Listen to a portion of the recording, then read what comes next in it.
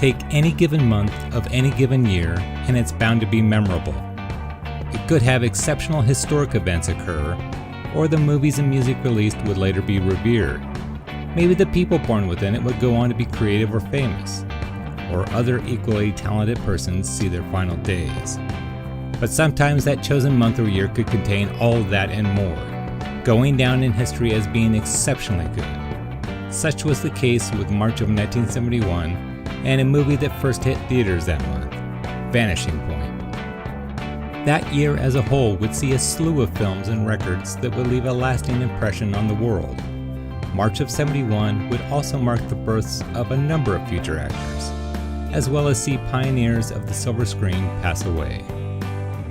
In this episode, we delve into a motion picture that has become a cult classic among a wide variety of film lovers, while also taking a look at the media from a month and a year that has been overlooked for far too long.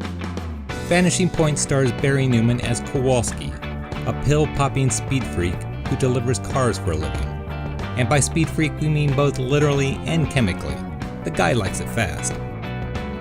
After a reverse flashback that hints of what's to come, we find Kowalski in Denver, dropping off a car on a Friday night while picking up another that needs to find its way to San Francisco by Monday morning. The vehicle in question is none other than a white 1970 Dodge Challenger, coveted by muscle car fans everywhere. For some reason, Kowalski is eager to make it to San Fran as quick as possible, even going so far as to bet his drug dealer that he can drive there by 3 o'clock the following afternoon. It's this journey and what happens along the way that sets Vanishing Point apart in cinematic history, making it more than just a footnote. Released on March 13, 1971, there was quite a bit of cinematic history being made around it that month. In addition to Vanishing Point, that March also marked the first screenings of The Andromeda Strain, Plaza Suite, THX 1138, and The Barefoot Executive, one of the many Kurt Russell flicks the actor starred in for Disney. 1971 as a whole was loaded with films of notoriety and acclaim. The year included quintessential motion pictures like Kubrick's A Clockwork Orange, Bananas from Woody Allen, Bedknobs and Broomsticks, Billy Jack, Carnal Knowledge, and a movie we focused on previously, Ken Russell's The Devils. We got a double dose of Clint Eastwood in both Dirty Harry and Play Misty for Me. Diamonds Are Forever, the last of the classic Sean Connery Bond films, filled seats at the end of the year. While Escape from the Planet of the Apes, Godzilla vs. the Smog Monster, The Omega Man, Let's Scare Jessica to Death, The Mephisto Waltz, Straw Dogs, and Willard thrilled audiences. Evel Knievel, Clute, Le Mans, and The French Connection kept moviegoers on the edge of their seats. 1971 also saw much lauded films like Fiddler on the Roof and The Last Picture Show make their debut. And there were cult classics like Harold and Maude, McCabe and Mrs. Miller, Shaft, and Willy Wonka and the Chocolate Factory, making lifelong fans from the start. So overall, it could be said that 1971 holds its own among all-time great movie years. And Kowalski was holding his own as he sped his way through Glenwood Canyon, trying to shake off a pair of Colorado State Patrol troopers, eventually succeeding by using his considerable driving skills. It's here that we get the first of many flashbacks, filling in the gaps of Kowalski's life. We discover that when he was younger, he earned a living as a motorcycle dirt track racer, a stock car driver, and oddly enough, as a policeman in San Diego, where he fought corruption and dirty cops. In addition, we meet his lost love who died a tragic death, which may be why Kowalski ended up the way he did. As he makes his way from Colorado through Utah and Nevada to get to California, Kowalski's trouble with the law only grows. The farther west he goes, the greater his infamy in the eyes of the state troopers, and the greater his legend among the public thanks to blind DJ Super Soul, played by Cleavon Little. Between laying down a play-by-play of the Speed Demon's progress, Super Soul spins the tunes that are the soundtrack to Kowalski's rubber-burning odyssey. His progress is gleaned from reports spat out of a teletype machine and dictated to the DJ by his assistant. The assistant, by the way, was portrayed by an uncredited John Amos, just waiting for his chance to star in Good Times 3 years later. The actual soundtrack for March of '71 was a varied one. The pop charts for the month were dominated by the Osmonds with One Bad Apple, and on the other extreme, Janis Joplin's Me and Bobby McGee. Far more interesting to me were the albums hitting the record stores at the same time. Jethro Tull's Aqualung and Songs of Love and Hate by Leonard Cohen would both be released on the 19th. The rest of the month would see Wildlife by Mott the Hoople, Mungo Jerry's Electronically Tested, and Rock On, the last Humble Pie album with Peter Frampton.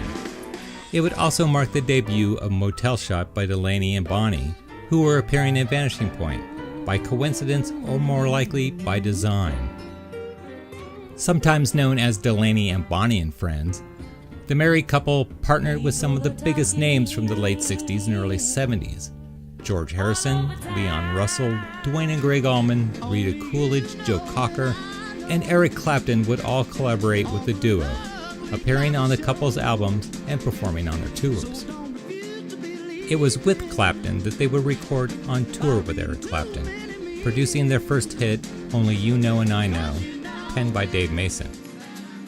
Their other major hit, Never Ending Song of Love, would come off of Motel Shot, reaching number 13 on the Billboard Hot 100. But in March of '71, the public would best know them as a band in the movie, performing at a religious revival in the middle of the desert.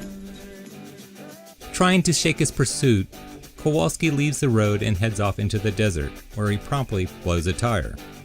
After changing the flat, he is indebted to an old prospector played by Dean Jagger of White Christmas fame, who coolly snares a rattlesnake intent on biting Kowalski.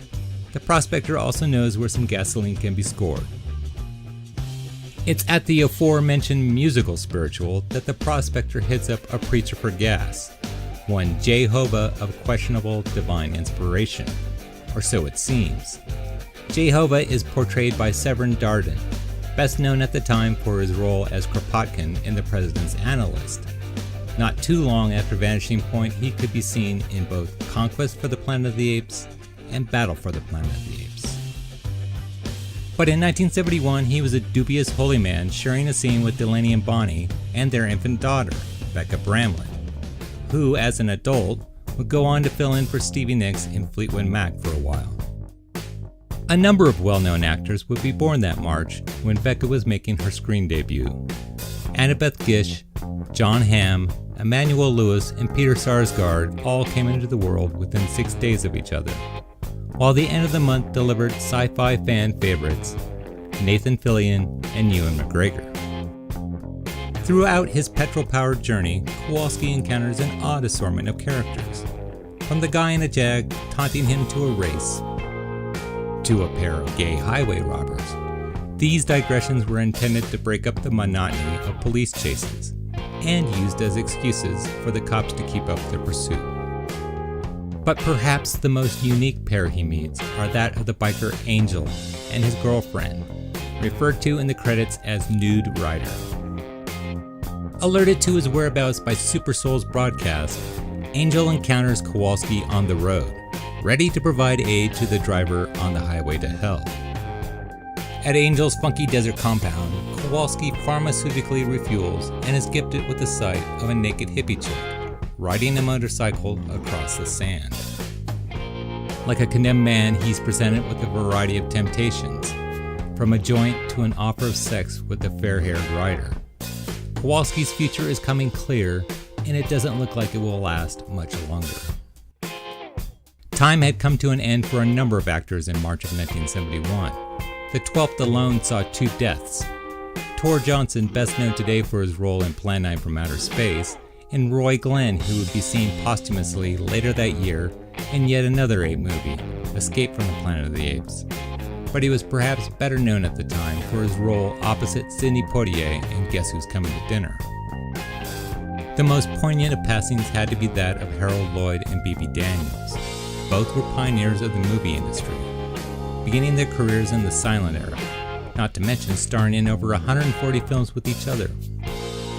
Lloyd would go on to be recognized as a comedic genius and known for his unbelievable stunts, while Daniels' filmography would include 42nd Street and The Maltese Falcon. Their deaths just a week apart would suggest that they wanted to premiere on that great silver screen in the sky together. Kowalski's date with the racetrack in the sky would be looming in what was left of the runtime of Vanishing Point. As was seen in the reverse flashback at the beginning of the movie, the California State Patrol wasn't messing around.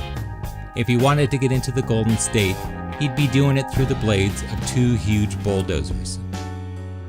Which inevitably is what he tries to do, with predictable results. I'll let you rent the movie to see it for yourself. There was nothing inevitable in the Frazier Ali fight that took place on March 8th of '71. Undefeated Smokin' Joe beat an equally undefeated until that day, Muhammad Ali in 15 rounds at Madison Square Garden in what was billed as the fight of the century. Later in the month, the 28th saw the last regular broadcast of The Ed Sullivan Show. After 24 seasons, Mr. Really Big Show finally ended his seemingly endless hosting gig. There are many different takes on what Vanishing Point is really about, much of it supporting one belief system or other. I personally believe that it's the ultimate example of American individualism, living life as one sees fit no matter what the rest of society dictates. But that's the beauty of Vanishing Point. It lets the viewer decide what Kowalski's motivations are, and ultimately what his end truly means. Well, that does it for this episode. If you're interested in buying the movie or its soundtrack, follow our links in the description to iTunes or Amazon. Making your purchases through our navigation helps to support us and is greatly appreciated. You can now also show your support for AlterPast by becoming a patron through our Patreon account. Use the link in the description to find out more. Be sure to subscribe to AlterPast and never miss an episode of the past you never knew. Also, give this video a like to show us that you think we're on the right track. Read a more in-depth account of the story in the original blog post at alterpast.wordpress.com. There you will also find links to the other movies and music from 1971 mentioned in this episode. Thanks for watching. This is Will Carlson, and I'll see you in the AlterPast.